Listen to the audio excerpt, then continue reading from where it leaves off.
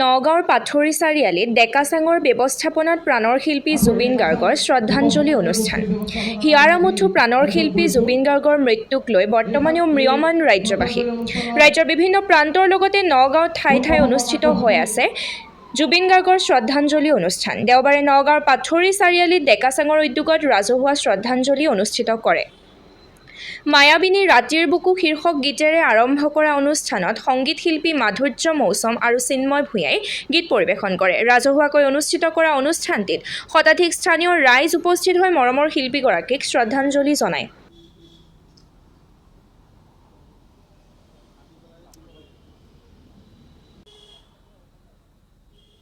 আজি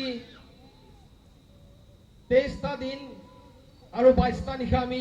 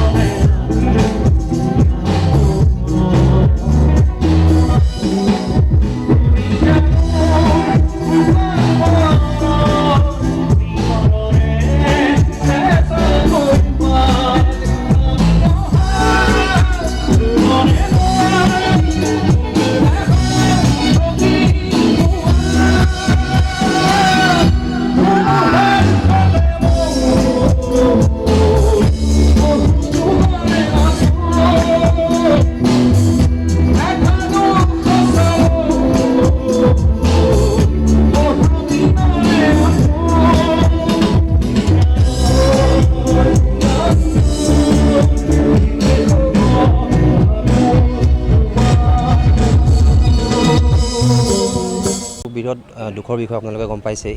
আমি যিকেইখন ল'ৰা আছোঁ পাথৰি ডেকাচাঙৰ আমাৰ বেনাৰ হয়। প্ৰত্যেকজন নিজৰ নিজৰ কৰ্মৰ লগত জড়িত যদিও অলপ সময় উলিয়াই পেলাই নিজৰ আৰ্থিকাৰে আমি এই অনুষ্ঠানটো কৰিবলৈ আগবাঢ়িছোঁ আৰু যোনে যেনেকৈ পাইছে তেনেকৈ আমাক সহায় কৰিছে, গতিকে আমি কৃতাৰ্থ বুলি ভাবিছোঁ। আৰু আজি আমি প্ৰথমতে শ্ৰদ্ধাঞ্জলি অনুষ্ঠান ৰাখিছিলোঁ। এতিয়া তেওঁৰে গীতৰে আমি তেওঁক শ্ৰদ্ধাঞ্জলি জনাম। মাধুৰ্য মৌচমে আৰু চিন্ময় ভূঞাই তেওঁলোকে আমাক সংগ দিব আৰু এয়া আৰু তাৰপিছত আমাৰ উপায়ুক্ত মহোদয় আহিম বুলি কৈছে। পাথৰি ডেকাচাং আমি এটা যুৱ সমন্বয় গোষ্ঠী গঢ় দিছিলোঁ। আজিৰ পৰা প্ৰায় 12 বছৰ ওচৰা-ওচৰি হ'ল আমি জন্ম দিছিলোঁ। বিশেষ স্বেচ্ছাসেৱী হিচাপে আমি তেনেকুৱা ধৰণৰ কিছুমান কাম কৰি আছিলোঁ। কৰোণা সময়ত কৰিছিলোঁ, বানপানীৰ সময়তো কৰিছিলোঁ। আজিও অকণ সুযোগ পালোঁ, সময় অকণ উলিয়াই পেলাই জুবিন গাৰ্গৰ এই বিয়োগত শ্ৰদ্ধাঞ্জলি দিবৰ বাবে আমি বহুত আৱেগিক হৈ পেলাই এই অনুষ্ঠানভাগ অনুষ্ঠিত কৰিবলৈ ওলাইছোঁ। সকলোৱে আৱেগ জমা হৈ আছে, তথাপিও এনেকুৱা ক্ষণত বহুত কথা ক'বলৈও থাকিলেও অন্তৰৰ পৰা নোলায়, এনেদৰে প্ৰকাশ কৰিছোঁ। ঠিক আছে, ধন্যবাদ।